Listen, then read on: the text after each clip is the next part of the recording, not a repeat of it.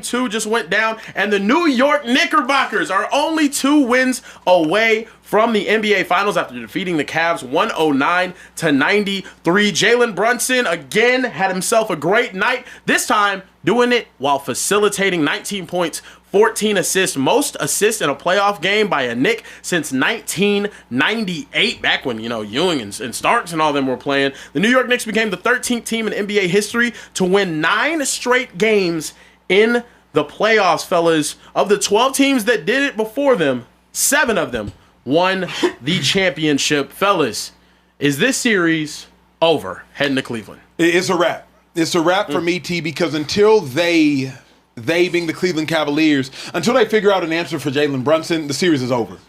Just because Jalen Brunson didn't have the same offensive output, scoring 38 points like he did in Game 1, doesn't mean he didn't impact the game. He had the same impact on the game. He dropped 14 dimes.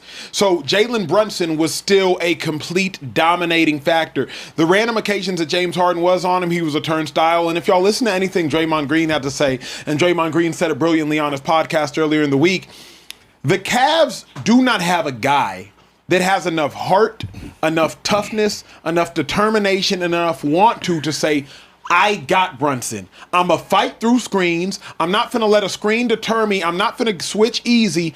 I'm going to lock down, or at least attempt to lock down, Jalen Brunson. For my money, the Cavs are going to have to make a starting lineup adjustment. I don't believe they will make a starting lineup adjustment. And as a result, I think this series is all but over. Shout out to the Knicks because they haven't even really gotten going yet, because OG hasn't really gotten going yet. Cat hasn't had himself a wild game yet. They're really living off of Bridges, who's been playing well, and they're living off of Brunson. And then shout out to Josh Hart. He really stepped up to the task today. Josh Hart got 21 shots tonight. I don't think He took 21 He took 21 shots tonight. Mm-hmm. I don't think we're going to see that maybe ever again in his playoff career. But yeah, wow. I mean, they just got production from everybody in the starting 5, and I think that's New York Knicks basketball. But what are your thoughts, CJ?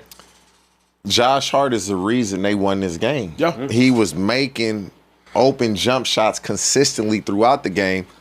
The problem for the Cleveland Cavaliers is Evan Mobley, he has to take more than 8 shots.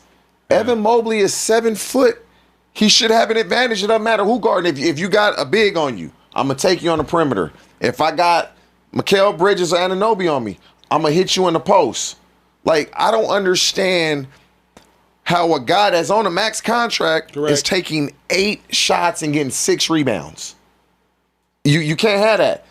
The Knicks with Mike Brown, obviously last year they get to the Eastern Conference Finals. They didn't get over the hump and get to the finals. This looks like the year is going to take place. But you got to remember now, the Cleveland Cavaliers were in this position last round. Yeah, they were. And they somehow came back. The way they're playing now, it does not look like it's going to happen. But I'm going to give Mike Brown a ton of credit for what he did with Karl Anthony Towns. He's using him completely different than what Thibodeau did.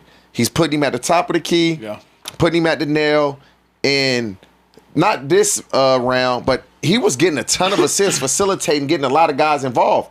But we went for 18 and 13 today. Like, if you can consistently get that out of him, the Knicks are going to be hard to beat. Because if you're the Cleveland Cavaliers and Jalen Brunson has an off shooting night, which he did today, you got to win that game. You should win that game. And so I'm going to say it's pretty much over, man. I think it will be a gentleman's sweep.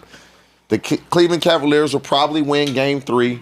The Knicks will win the next 2, and they'll wait on San Antonio and Oklahoma City to bloodbath it out. As you're speaking, I'm realizing, shout out to the Knicks. Take nothing away from the Knicks. But this series actually says more about the Cleveland Cavaliers, is TJ speaking.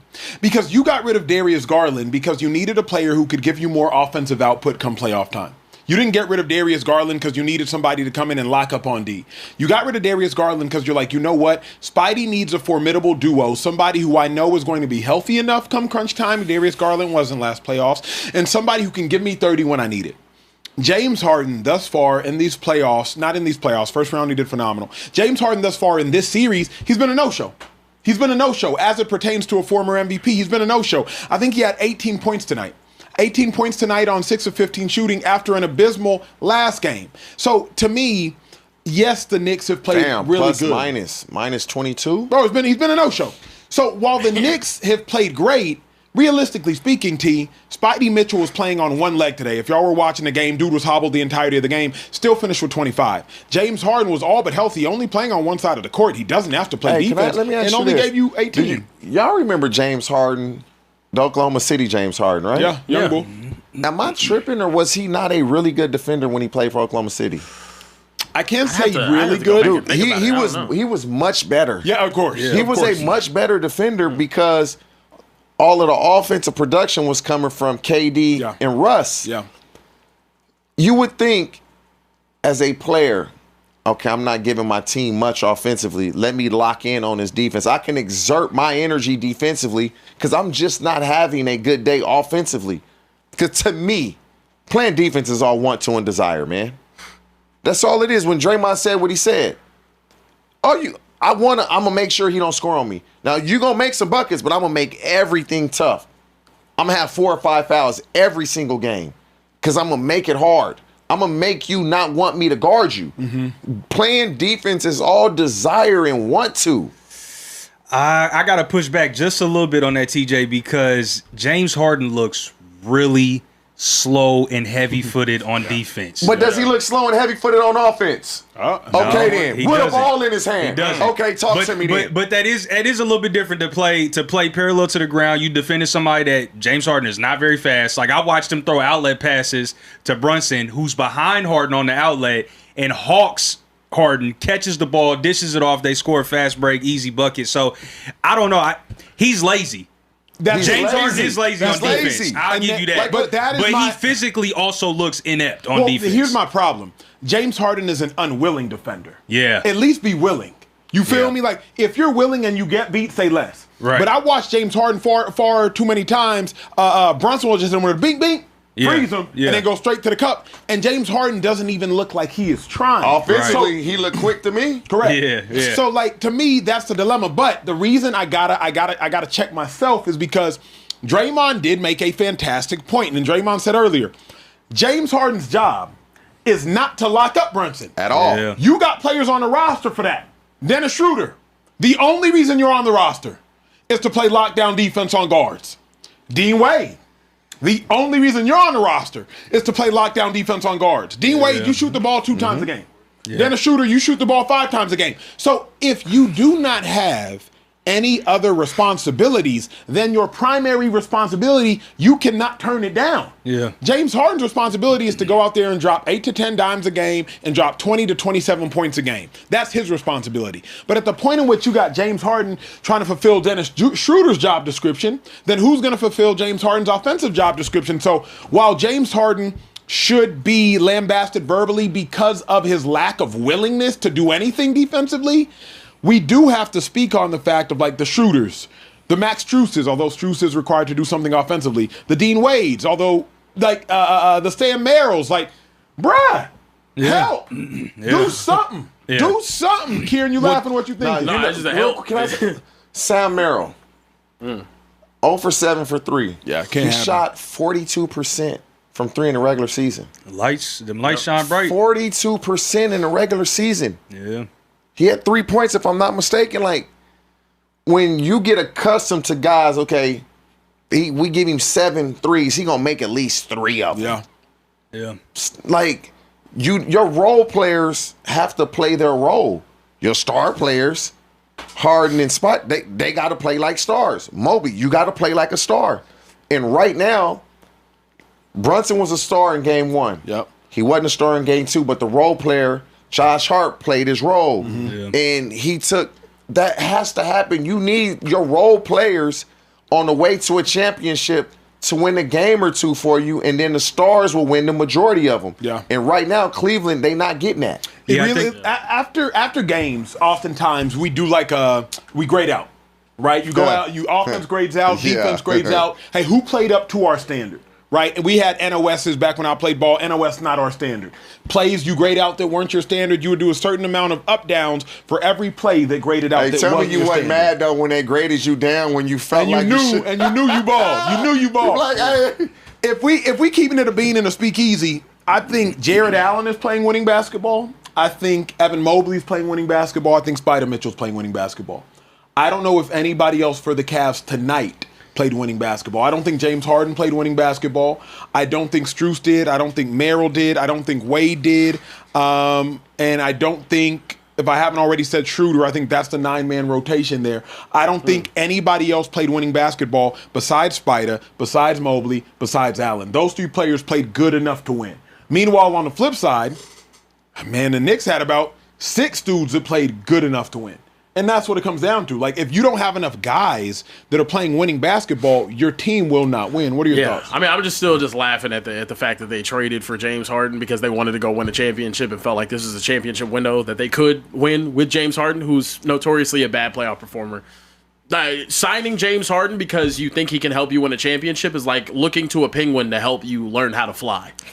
Like it doesn't make sense. It doesn't make sense at all. So it's not shocking to me. It's more so just the Knicks are an absolute unit right now, and I do think the Knicks, out of all of the teams in the East that we've seen this year, they are best equipped to play one of those teams in the Western Conference. And I like the fact that their team, all starting 5, they can all get busy, man. All of them can get busy. And what we saw to Josh Hart tonight, I think, was phenomenal. If you can get that Josh Hart multiple times in this playoff run, but you're likely not going to. But the thing is, we even saw 2016 NBA Finals with Draymond Green. Draymond Green's not a scorer like that, but he had multiple 20-point performances. In Game 7, he had a 30-point triple-double damn near. They lost, but my point is, if you can get your role players to step up for one run, that's it. I just need you for one run. You need one role player, one game, and hopefully another game eventually. Exactly. And that's it. And the thing with them is, I mean, OG Anunoby didn't get busy tonight, but he was his efficient self. 14 points on 5 of 8 from the field. Karl Anthony Towns, I think he did his thing on the boards. He also had a decent enough game. He didn't go out there and sell you. Jalen Brunson, I mean, him being able to dish the ball the way he did tonight, huge. That's the thing. Huge. Yeah, that's what I was going to touch on. Yeah, and he can trust his teammates to be able to turn into a facilitator in this way. Also, he has championship pedigree.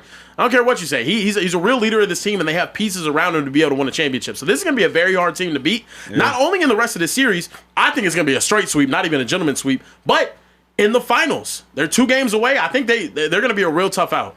This is so. As much, we can shit on the Cavs all night. We got to give the Knicks credit, though. Jalen Brunson's humility and versatility to not be having a good night and say, you know what, I'm going to go out there and facilitate for my guys. It's just not my night. Let somebody else have it. Also, that was the Cavs' game plan. Correct. Make Josh Hart kill us. Josh Hart stepped up to the challenge and said, okay, I'll kill you. And that's exactly what he did. So I do think the Cavaliers defend home court really well. So I think they go back to Cleveland. And TJ, I'm with you. I'm not sure if it's game 3 or game 4, but I think they do defend home court one game. It goes to 5 in the Knicks. But the X factor for the next series is going to be Karl Anthony Towns. He's got to step up. He's got to step up. No matter whether the Spurs or the Thunder come out of the West, Karl is going to have to step up. Here's what's interesting. The reason I'm not faulting Cat right now at all, they're not going through him.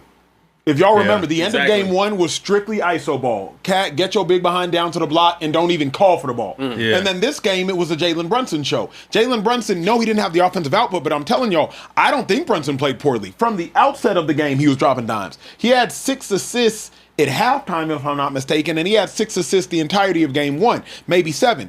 So, to me, they're not asking Cat to do anything. Yeah. I don't even know if that is a recipe for success, because if we're assuming the Knicks win this series, if you're trying to beat the Spurs, let's talk Spurs, we can talk Thunder later.